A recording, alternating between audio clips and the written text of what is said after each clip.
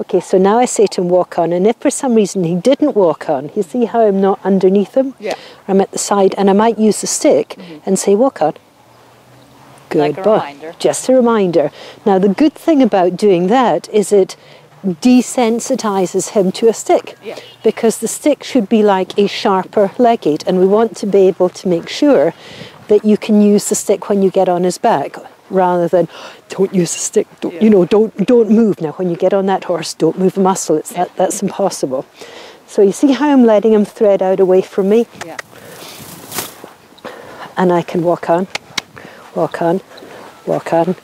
You see how he's kind of looking at me? Uh-huh. And I'm slowing down, but I'm good boy. I'm letting him move away from me. Good boy. So as you're letting the rope go, he knows to kind of push out, kind of. Or am I pushing him out? He doesn't really, but he will step out away from you, depending on where you're standing. So let me do that again and just show you how that happened. You're a good boy. And probably the hardest time to lunge is getting the horse out, good boy, getting the horse out away from you, and then bring him back in. So you see how he's kind of turning his ear a little bit to me? He's a little bit wary because we're not following the normal pattern, which is go out there and start trotting around. But that's good for him. So I'm going to say, good boy. And, ooh. Now you see how I watched him, and as he started to say, whoa, I released the rein a little bit. I said, good boy. And then he gave that little lick and a chew. Yeah. All right, so he kind of turned a little bit at me. I wouldn't at that stage say, oh, get out there and chase him away, because he was nervous because our situation wasn't saying, good boy.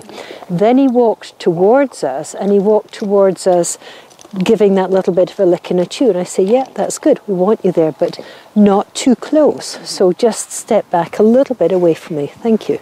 Because otherwise it's too intimidating. He was too close to you because you were directly in front of him.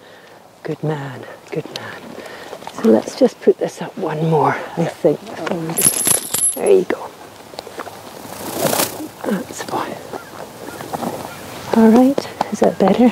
So throw the stick out of your way. Yeah. You know, because so much of this you're doing on your own. When you go to pick the stick up, because he's been a nervous horse with the stick, watch where your hand is as you go to pick up the stick.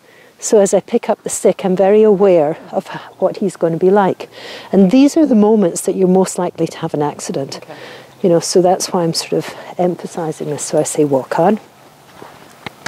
And what we'll do is we'll let him go out. All right. All right, and then we'll get you to do it. You see how he's slowed down? So look how I gently bring the stick up. You come to the other side of me. Good. And I stand still. I never step back. Now he's got the idea, and he steps out. Good boy.